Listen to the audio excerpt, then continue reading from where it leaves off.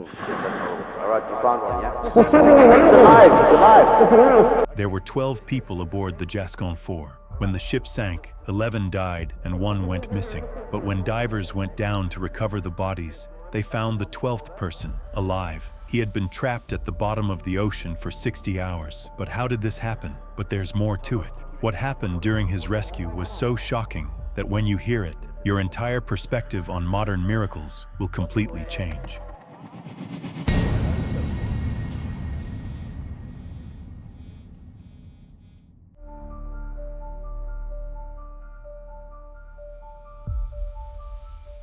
On May 26, 2013, the Jascon 4 tugboat was making its way through calm waters off the Nigerian coast in the Gulf of Guinea. The 12-member crew's mission was to secure and stabilize a gasoline-filled oil tanker in the Atlantic Ocean.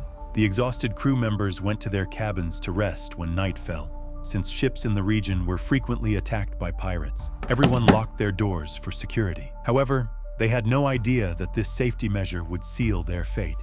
While the entire crew was sleeping about 30 kilometers offshore, massive waves suddenly appeared. Despite it being a day when no storms were expected, dangerous swells surrounded the vessel.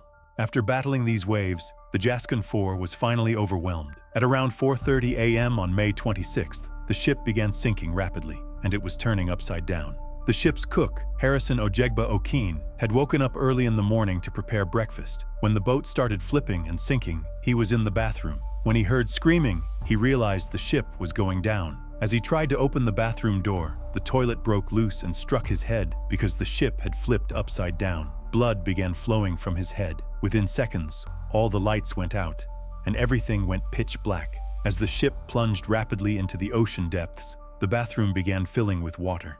In his panic, the bathroom door suddenly opened in front of Harrison. When he stepped into the corridor, he was caught in the current of water flooding the ship. He tried to call for help from his crewmates, but no one could attend to him. Most had locked their cabin doors before sleeping, so they were trapped inside with the flooding water.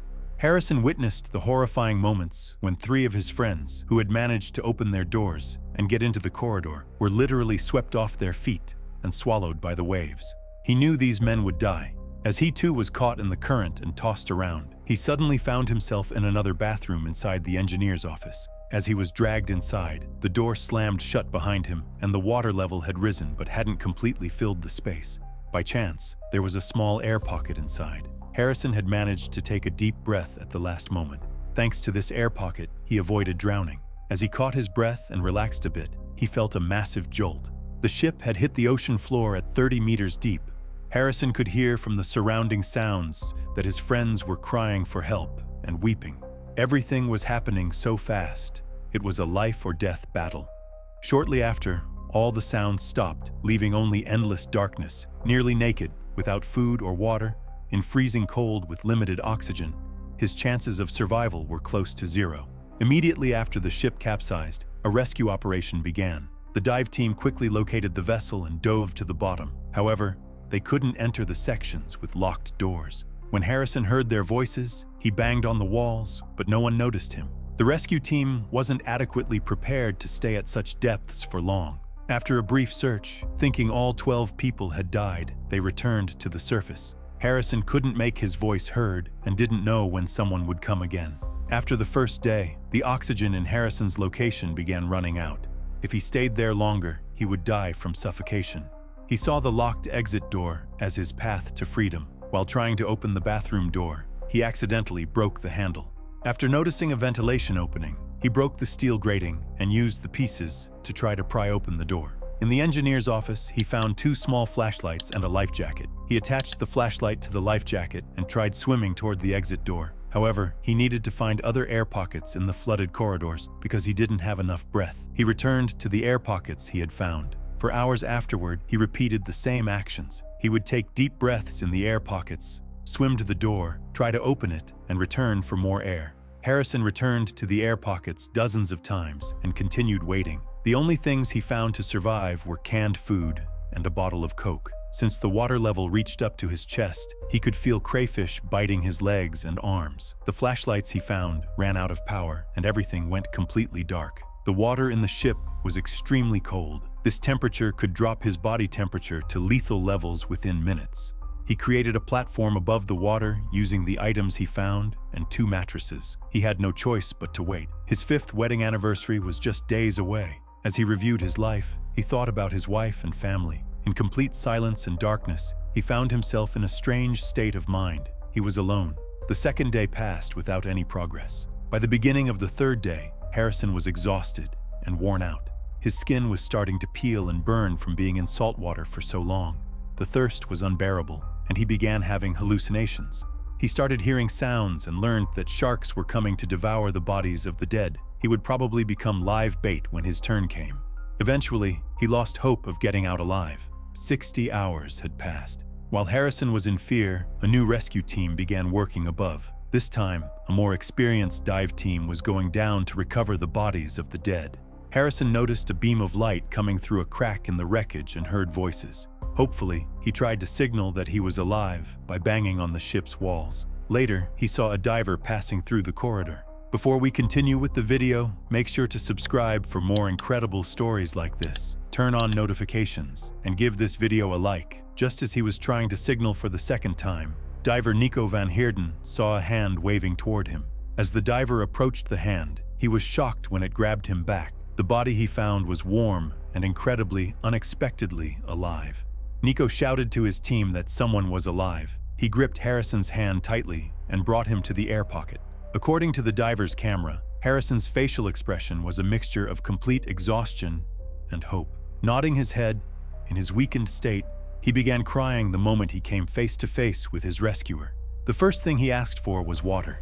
He drank the entire bottle of water in one gulp, but they couldn't just bring him up to the surface. Harrison was having serious difficulty breathing. He showed signs of poisoning from the dropping oxygen levels in the air pocket. Since the divers hadn't expected to find anyone alive, they hadn't brought spare air tanks. The support team quickly delivered a new air tank. Meanwhile, they kept talking to him to prevent him from losing consciousness. Can we tighten it a bit more? Is it okay? Yeah, that's all right. Alright. Stand up, let's have a look. The air tank arrived, but there was another problem.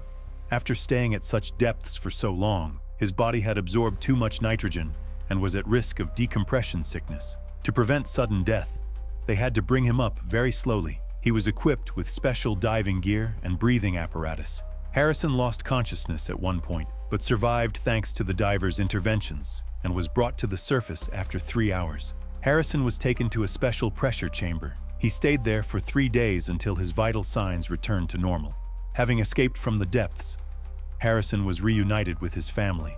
The first question asked was how long he had been down there. When he learned it was 60 hours, he was amazed because he thought he had only been there for 12 hours. He couldn't grasp the magnitude of the trauma he had experienced. The man who had courageously fought against death began sobbing uncontrollably. The air pocket Harrison was in was approximately 3 feet thick.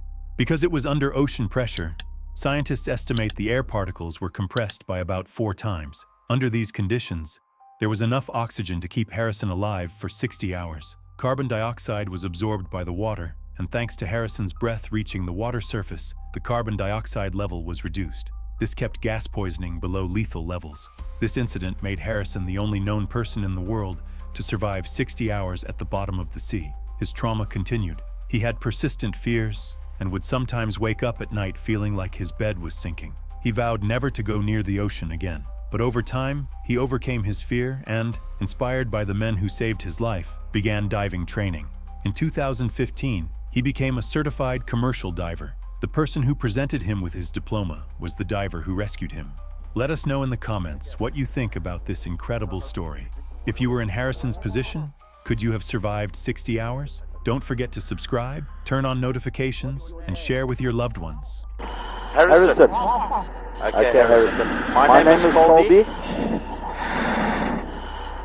Again, I'm going to bring you home, okay? What is your rank? You're the cook. Always survive.